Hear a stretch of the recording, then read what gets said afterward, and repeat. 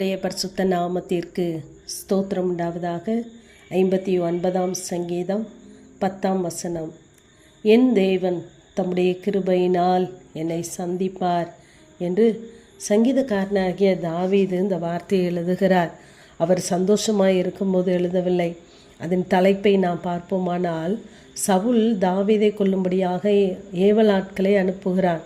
அப்பொழுது அங்கு தேவனை குறித்து, கர்த்தருடைய சந்திப்பு எனக்கு இருந்தால் நலமாயிருக்கும், அவர் என்னை நிச்சயமாய் சந்திப்பார் என்ற ஒரு நம்பிக்கையோடு கூட இந்த பாடலை எழுதுவதாக நாம் பாடுகிறோம். சத்துருக்கள் சூழ்ந்து கொண்டு வரும் பொழுது அவர் கர்த்தரை நோக்கி பார்க்கிறார். கர்த்தாவே, என் சத்துருக்களுக்கு என்னை தப்புவியும், என்னை விலக்கி பாதுகாத்தரலும், என்னை உயர்ந்த அடைக்கலத்திலே வையும் என்று சொல்கிறார்.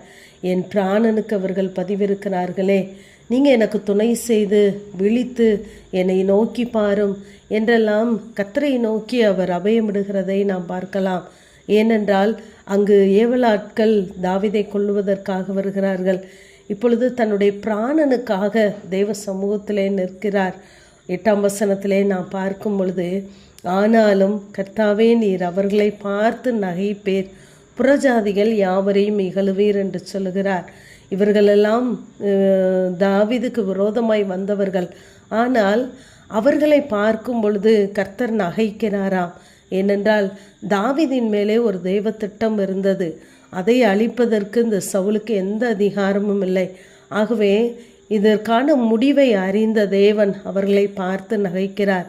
நம்முடைய வாழ்க்கையிலும் நமக்கு விரோதமாய் அநேக காரியங்கள் வரும் பொழுது நாம் பதட்டப்படுகிறோம், நாம் தேவனை நோக்கி அபயமிடுகிறோம். ஆனால் கர்த்தர் அதன் முடிவை பார்த்ததினாலே பரலோகத்தில் இருக்கிற தேவன் நகைப்பாராம். ஆகவே நம்மை சத்ருவின் கையிலே, மனிதன் கையிலே விட்டுக்கூடாத நல்ல தகப்பன். ஆனால் எதற்கு இப்படிப்பட்ட ஒரு இக்கட்டான சூழ்நிலையை அவர் அனுமதிக்கிறார் என்றால், 9ஆம் வசனத்திலே நாம் வாசித்து பார்க்கும் பொழுது, அவன் வல்லமையை நான் கண்டு உமக்கு காத்திருப்பேன் என்று சொல்கிறார். இப்படிப்பட்ட சூழ்நிலைகள் வரும்பொழுது, சத்ருனுடைய வல்லமை அங்கு கைவங்கும் பொழுது, அதற்காக நான் என்ன செய்வேன், உமக்கு காத்திருப்பேன் என்று சொல்லுகிறார். நம்முடைய வாழ்க்கையிலும் சத்ருவினுடைய கை ஓங்கும் பொழுது, ஆபத்து நாம் நினைப்பதற்கு மேலாக எழும்பும் பொழுது நாம் கர்த்தருடைய சமூகத்தை நோக்கி பார்க்கிறோம். ஆனால் அப்படிப்பட்ட சூழ்நிலைகளிலே நாம் கர்த்தரை மட்டும் நோக்கி பார்ப்போமானால் தேவனுடைய சந்திப்பு நமக்கு நேரிடும். கர்த்தர் நம்மை கிருபையாய் அவர் சந்திப்பார். ஏனென்றால் நம்மை அழைத்திருக்கிறார், நம்மை உருவாக்கியிருக்கிறார். ஆகவே நாம் ஒருபோதும் சோர்ந்து போகாதபடி எல்லா சூழ்நிலைகளிலும் கர்த்தரையே மாத்திரம் நம்பிக்கொண்டு இருப்போம்.